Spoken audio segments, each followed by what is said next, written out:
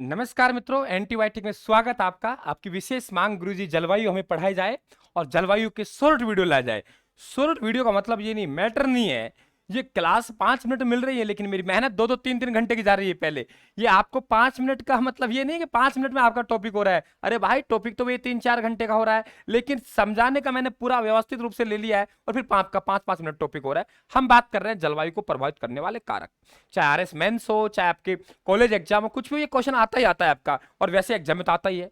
तो आपको किसी भी आप लोगों के जो आपका राज्य होता है, देश होता है, वहां का जो आप लोगों का 30-40 साल का जो एवरेज आपका वातावरण होता है, आप लोगों के जलवायु के, आपके जो वहां के मौसम की दशाएं होती है आप लोगों के, तो वे आप लोगों के जलवायु कहलाता है। ऋतु आपके 3-4 महीने बाद परिवर्तन होती है, उसे ऋतु कहते हैं, सर्द ऋतु, ग्रीष्म ऋतु। और बात करें हम मौसम, मौसम कहते हैं अरे गुरु जी मौसम सुहाना है, बहुत अच्छा मौसम, अरे यार अभी मौसम ठीक था, अभी बेकार हो गया। तो आपके जो दिन में कई बार आपके परिवर्तन होते हैं, उसे आप लोग क्या कहते हैं, मौसम कहते हैं।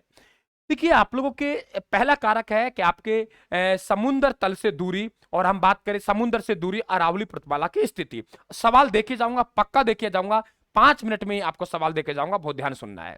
चैनल को सब्सक्राइब कर लेना, पीडीएफ प्राप्त करने के लिए हमारे रायथन टेलीग्राम को ज्वाइन कर लेना। फेरल का नियम ये कहता है कि पवनें हमेशा उच्च वायुदाब से निम्न वायुदाब की तरफ चलती है।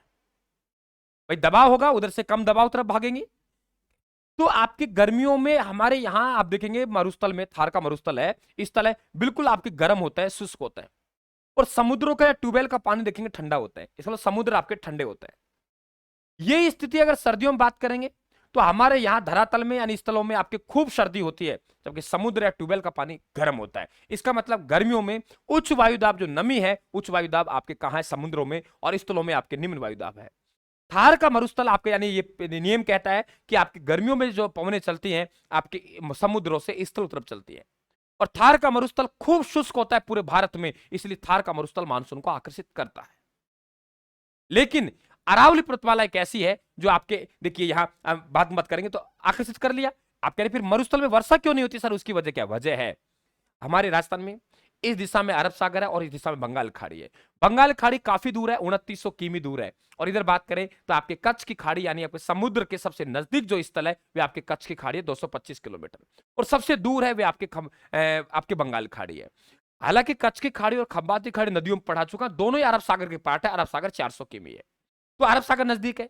यहां जब थार का मरुस्थल मानसून को आकर्षित करता है, निम्न वायुदाब केंद्र बनता है, तो आपके पवनें समुद्र से स्थल तरफ चलती है, मानसून आता है, तेजी के साथ आता है। लेकिन मानसून वर्षा कहां करेगा, क्योंकि अरावली पर्वतमाला के समानांतर हो जाता है, रुकावट नहीं होती है। कोई बॉल फेंकेंगे, ऐसे फेंकी दीवार पे टकराई तो वे वापस नहीं आएगी, वे ऐसे जाती है। ऐसे फेंकिए उसको, ऐसे मत फेंकिए, ऐसे फेंकिए, ऐसे करके तो आगे नहीं जाएगी, आपके ऐसे निकल जाएगी। तो ये हमारे वर्षा कम कर पाती है। बंगाल खाड़ी दूर पड़ गई, तो बंगाल खाड़ी दूर पड़ गई तो बंगाल खाड़ी से मानसून आ गया, पहले पूर्वांचल की पहाड़ियों में जाएगा, आगे समझाऊंगा, चित्र बनाया हुआ है, और ऐसे आएगा। तो समुद्र तल से दूरी आपकी वर्षा को प्रभावित करती है, जलवायु प्रभावित करती है। और अरावली पर्वतमाला की स्थिति तो पक्का करती है, क्योंकि अरब सागर मानसून के समानांतर होने के कारण अरब सागर से राजस्थान मानसून प्राप्त नहीं कर पाता है। वे अलग बात है, थोड़ा सा कर पाता है। ठीक है, आगे बात करते हैं। दूसरा कारक है हमारे पास में आपके समुद्र तल से ऊंचाई। कि समुद्र तल से ऊंचाई की बात करें, वे क्या है? देखो, समुद्र तल से यदि हम लोग ऊपर की तरफ जाएंगे तो तापमान हमारा बढ़ता है, सॉरी घटता है, और नीचे जाएंगे जमीन में तापमान आपका बढ़ता है। ऊपर 165 मीटर की ऊंचाई पर गए तो आपका तापमान क्या हुआ है? आपका बढ़ा है, घटा है, सॉरी, तापमान घटा है। और नीचे 32 मीटर की ऊंचाई पर गए, आपका तापमान बढ़ा है। एक आपके डिग्री सेल्सियस तापमान है, ऊपर जाने पर 165 मीटर जाने पर घटता है एक, और नीचे ये दर होती है 32 की होती है। ठीक है, बात क्लियर हुई। राजस्थान में हम लोग बात करें, आपके सबसे ऊंचा जो स्थल है वे आपका कौन सा है? माउंट आबू है। माउंट आबू है। तो माउंट आबू सबसे ऊंचा स्थल है आप लोगों के। तो माउंट आबू ये बताइए सबसे ऊंचा होगा तो आप क्लियर सी बात आपके समझ में आई कि नहीं आई इस बात की कि माउंट आबू राजस्थान का सबसे ऊंचाई पर स्थित है। तो सबसे आर्द्र होगा, नमी होगी। राजस्थान का शिमला सबसे, आपका शिमला भारत का सबसे ठंडा स्थल है, इसे राजस्थान का शिमला कहेंगे नहीं कहेंगे? रूस में सबसे ठंडा स्थल है आपको पूरा संसार का, बारखुन्यास, राजस्थान का बारखुन्यास कहेंगे। और यही माउंट आबू सर्वाधिक वर्षा प्राप्त करने वाला स्थान है। आगे क्वेश्चन आएगा। 150 सेंटीमीटर वर्षा होती है, 48 दिन आपके साल में वर्षा होती है। डबोक आपका दूसरा आपका सबसे आदर स्थल है। सबसे ऊंचा आपके यदि भाग पूछे राजस्थान का, गुरु शिखर है 1722। सबसे नीचा भाग पूछे राजस्थान का, सांबर है। अरावली का सबसे नीचा तो पुष्कर घाटी है। राजस्थान का और अरावली का सबसे ऊंचा एक है गुरु शिखर, लेकिन अरावली का पुष्कर घाटी है, और राजस्थान का आप बात करें तो कौन सा है, सांबर है। ये आप ध्यान रखें, अच्छे क्वेश्चन बनेंगे। तो समुद्र तल से ऊंचाई भी आप लोगों को जलवायु प्रभावित करेगी। जो स्थान ज्यादा ऊंचा होगा, ऊंचाई पर वहां ठंडा होगा। अब आती है मृदा की संरचना। मृदा की संरचना, कि मृदा की संरचना, यदि यहां देखो आपके शेखावाटी के इलाका मैंने पढ़ा है कि चूरू के आसपास का जो बेल्ट है वहां चूने की चट्टानें मिलती है, और चूने की चट्टानें आपके सर्दियों में गर्म होने में ठंडी होती है, खूब ठंडी होती है, धीरे धीरे होती है और खूब ठंडी हो जाती है। गर्मियों में धीरे धीरे गर्म होती है, खूब गर्म हो जाती है, वे खूब गर्म हो जाती है। तो गर्मियों में तो खूब गर्म होती है, सर्दियों में ठंडी हो जाती है, और आपकी ये चूरू के आसपास ही मिलती है। तो चूरू जिला सर्दियों में सबसे ठंडा जिला होगा नहीं राजस्थान का, और गर्मियों में चूरू आपका सबसे गर्म होगा कि नहीं होगा, होगा ना। तो इसे कहते हैं वार्षिक तापांतर। एक साल में अधिकतम तापमान, एक साल में न्यूनतम तापमान, तो वार्षिक तापांतर चूरू जिले में मिलता है। जैसलमेर की बात करें तो जैसलमेर में आपके बालू रेत के कण है, और बालू रेत के कण है दिन में तो आपके खूब गर्म हो जाते हैं, और रात को क्या होता है, ठंडे हो जाते हैं। तो आपके एक दिन का, आपका दिन का तो अधिकतम तापमान और रात का आपका न्यूनतम तापमान, ये कहलाता है दैनिक तापांतर। और राजस्थान में दैनिक तापांतर सर्वाधिक वाला जिला कौन सा है, जैसलमेर। हाँ, न्यूनतम दैनिक हो चाहे वार्षिक, दोनों में क्या आएगा, डूंगरपुर। विशेषता समझ लिया आपने। तो मृदा की संरचना भी जलवायु को प्रभावित करती है। अगर चट्टाने वगैरह हैं चूने की, तो वे गर्म होने में समय लेंगे, खूब गर्म होंगी, ठंडा होने में समय लेंगे, खूब ठंडी होंगी। और कण है, दिन में गर्म, रात को ठंडे। अपने को मौसम ठीक है तो दिन में आप लोगों को घंटे भर में कण गर्म हो जाएंगे और आपके ठंडे हो जाएंगे। तो ये वार्षिक तापांतर चूरू में, दैनिक तापांतर आपका जैसलमेर में, न्यूनतम दोनों कहां है, डूंगरपुर में। आगे बात करते हैं अक्षांशीय और देशांतरी विस्तार, ये भी आपकी जलवायु को प्रभावित करता है। आपके समय तो आप लोगों के देशांतरी विस्तार करेगा। अक्षांश रेखा में पढ़ा चुका हूं कि आपके भूमध्य रेखा बीचों बीच से गुजरने वाले 0 डिग्री की भूमध्य रेखा कहते हैं। उत्तरी गोलार्ध में 23.5 चलेंगे तो आपके कर्क रेखा कहलाएगी, दक्षिणी गोलार्ध में 23.5 चलेंगे तो आपके मकर रेखा कहलाएगी।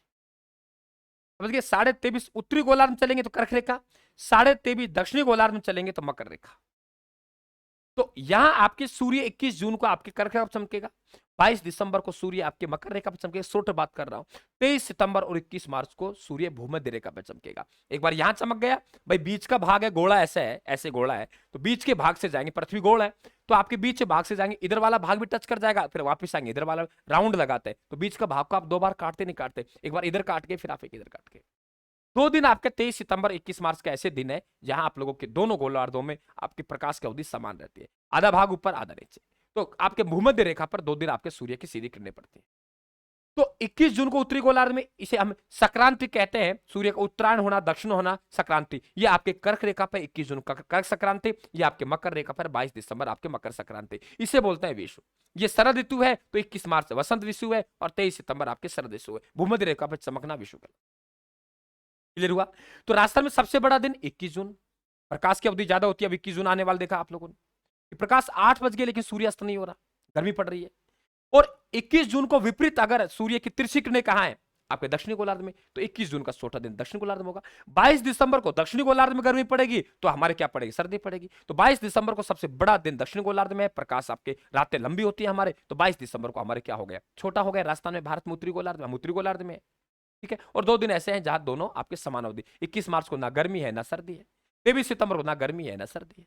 सब बातें समझनी है। सूर्य की जो आपके कर्क रेखा है राजस्थान के डूंगरपुर के दक्षिणी भाग के चीखली गांव को छूती हुई जाती है और बांसवाड़ा के मध्य से निकल जाती है। समझ गए, डूंगरपुर के दक्षिणी गांव चीखली गांव को छूती हुई और बांसवाड़ा के मध्य से निकल जाती है कुशलगढ़ से। तो इसकी लंबाई है, कर्क रेखा की लंबाई है राजस्थान में 26 किलोमीटर। राजस्थान में कर्क रेखा की लंबाई कितनी है, 26 किलोमीटर। तो जो भाग कर्क रेखा के नजदीक होगा वहां सूर्य की सीधी किरणें पड़ेंगी। तो राजस्थान में सबसे सीधी किरणें सूर्य की बांसवाड़ा में पड़ती हैं और तिरछी किरणें श्री गंगानगर पड़ती है। कहने का मतलब अगर उत्तर की ओर जाने पर तिरछापन बढ़ता जाएगा, जरूर नहीं बांसवाड़ा और गंगानगर दे, और जिले भी दे सकता है, लेकिन जो जिला दक्षिण में है वहां आपकी सीधी किरणें हैं, जो जिला आपके उत्तर में है वे आपके वहां क्या है, तिरछी किरणें। ध्यान रखना आप लोगों को। क्लियर, तो बात समझ गए आप लोग। तो कहने का मतलब एक और है हमारा वनस्पति। वनस्पति भी आपके जलवायु को प्रभावित करती है। जहां वनस्पति आपके ज्यादा है, पेड़ पौधे, वहां आर्द्र है, जहां आपके कम है वहां शुष्क है। तो आपके जलवायु की विशेषता आपको एक सवाल दे जाएगा, आगे हम बात करेंगे आप लोगों के ग्रीष्म ऋतु, वर्षा ऋतु और शरद ऋतु की। तो आपकी जलवायु पूरी हो जाएगी। थैंक यू, राम राम साहब, धन्यवाद। टेलीग्राम को ज्वाइन कर लेना, स्क्रीनशॉट लेने की आवश्यकता नहीं है क्योंकि अलग अलग स्लाइड है, कहां तक लेंगे। एंटीबायोटिक का मतलब है समय की बचत करना। तो आप टेलीग्राम को ज्वाइन कर लेना, उस पर आपको पीडीएफ आती रहेगी, मिलती रहेगी, लगातार लेते रहना, अपना फोल्डर बना देना। राम राम साहब, धन्यवाद।